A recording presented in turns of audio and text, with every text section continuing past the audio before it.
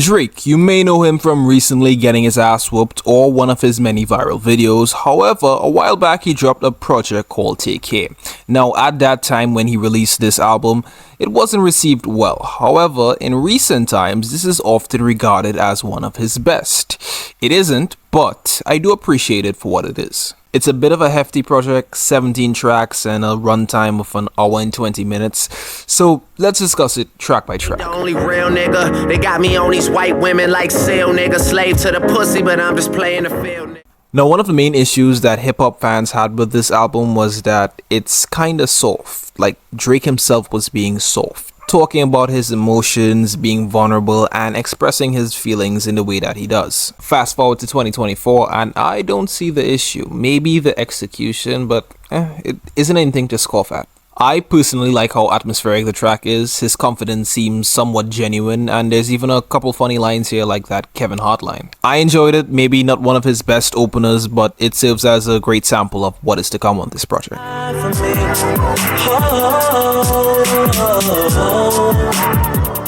The second track, Shot For Me, samples Jon B's Calling On You, and the production does everything in its power to blend Drake's voice with the beat, and it's done immaculately. It's sort of a love song as he talks about heartbreak, moving on, betrayal, and trying to rekindle what was lost. I know people give Drake singing a lot of shit, but him on the hook is just incredible. It's a dope song. His voice is just perfect here. And then the slow transition to Headlines. Strung out on compliments, overdosed on confidence, started not to give a fuck and stop fearing the consequence.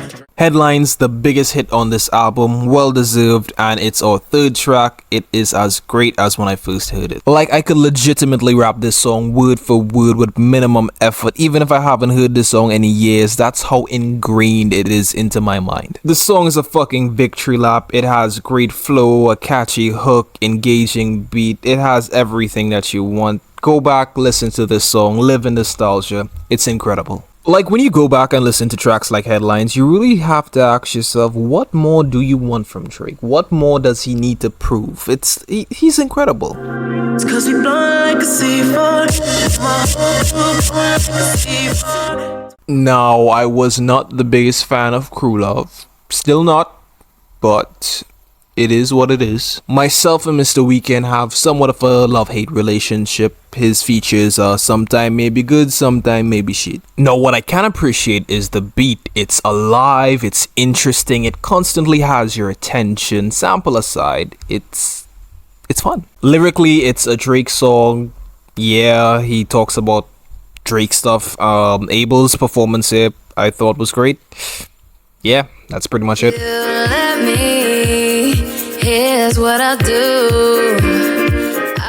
The title track, Take Care, has a feature from Bad Girl Riri, and whenever Drake and Rihanna collaborate, it's usually a hit. They have great chemistry and they recreate that here as well. The sample, I'll Take Care of You, was a great choice. The atmospheric effects and the great vocal performance by both artists leaves for a very powerful listening experience. However, that section between 318 to 348, somewhere around there, that could be deleted completely and it would be a perfect track.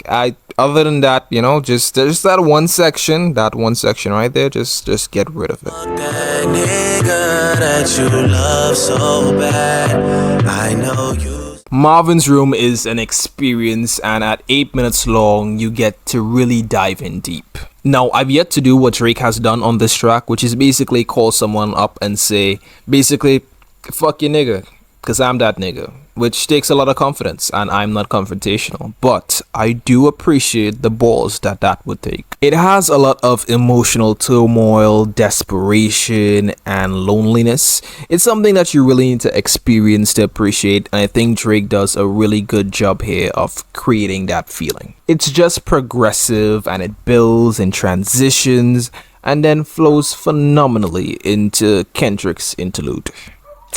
Oh, how the times have changed. Finger on the trigger, I got money in my pocket, I'm a uptown nigga with fame on my... Underground Kings is pretty cool. Not much to say, just, you know, rapping and bitches and rapping. Rapping and bitches and rapping. bitches. Well, fuck, let's get it then. I'm trying to let go of the past. Should we make this one a double, yeah? Will Be Fine has a feature from Birdman. I don't like Birdman, and he still doesn't give me a reason to on this track. The hook is great though. I think Drake could have just left him off this track. He just speaks towards the end and just does it as annoyingly as possible. You got it, girl, you got it, there you go. Can't you tell by how they looking at you everywhere you go? Make Me Proud is a nice pick-me-up as we have a guest appearance from Nicki. The track just kind of sounds like someone that's pandering to women, like you're saying what you think they want to hear. Like a nice guy who really isn't a nice guy, he's just doing things that may get him a sexual favor in return. No, I might just be reaching, because 10 years ago I wouldn't bat a fucking eye because the song was catchy. The hook is still great though, phenomenal, solid talking points, intentions aside. And Nicki does give an amazing verse here, I do have to say so. Good track. But it's whatever if somebody won't make it a thing. I'm more concerned with niggas thinking about Christmas in August. Lord Knows has a feature from Rick Ross, and this specific sound is something that we would continue to hear throughout their career. Until now, of course. A grand production, a triumphant sound, very bright and booming, overall very at the top music. The track samples Millie's Prayer, and Drake actually slides here. His confidence is well placed and his bragging rights is somewhat admirable. Ross is equally as good. He talks about fucking pen ink. The intent is there. It's the effort that counts. But only on camera, only on camera, only on camera. Cameras / Good Ones Go is a very calm listen. It's a bit long at 7 minutes, but it's really 2 songs. Instrumental is soothing, sample choice was fine, very toxic. I love it. If you need to, but I can't stay to watch you. That's the wrong thing to do. Doing It Wrong is so good. It's so fucking good. Oh my god. The track samples Marvin Gaye's After the Dance combined with textured melodies and this beautiful harmonica passage that happens later on all come together in the only way that I can describe is eating ass with ice. Not the act itself, just that specific part of putting ice on the rim of an asshole and just blowing on it. That euphoria, no shade to Drake, that feeling, that ecstasy, that is what it sounds like to me. Anyway, Doing It Wrong was done right.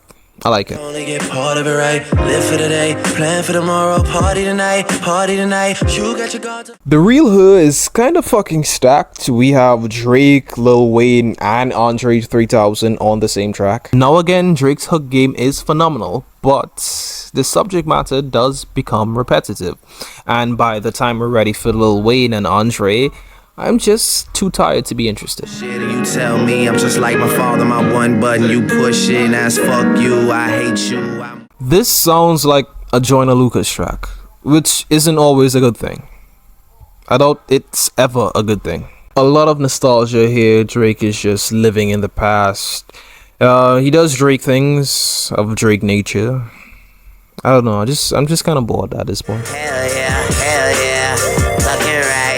looking right, alright, and we say hell. No, this Wayne track is something I can get behind. His presence here is very dominant. It's a high energy track. It's awesome. You have bars, wordplay, typical Wayne things. But looking back, the hook is kind of weak, in my opinion at least.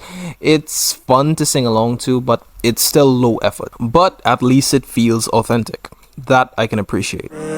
For me, girl, you look good. Once you back that ass up, you a fine motherfucker. Once you back that ass up. Obviously, you know that Back the Ass Up sample. It's kind of hard to miss, but it's done perfectly. I actually dig the idea that Drake presents here, that, you know, these persons were just experiences in your life that you had to learn from. It isn't like too over the top, like, you know, she has a high body count, so she knows how to suck dick. I mean, the song was probably meant for a stripper either way, but, you know, I like it. I hate when people say they feel me, man. I hate that shit. Alright, finally, the last track, The Ride, and it's underwhelming. It's another introspective track, Drake, luxury, women, same old. Yeah, let's wrap up this album. So that was Drake's Take Care, and I don't know, it's a medium 7. No, it's nowhere as bad as people made it seem when it first dropped, but that nostalgia tunnel vision doesn't make it great either. Now, lyrically, the album does fall short. It is a bit one-dimensional and it gets repetitive really quickly. However, hits-wise, we have them. It's Drake. These hits are iconic and they still stand up. Standout tracks for me would have to be Headlines, Lord Knows, and Do It Wrong. But yeah, those are my thoughts. You can let me know yours, whether you agree, disagree, anything at all. Please form your opinion. Links to the album will be in the description. And yeah, thanks for watching. Bye.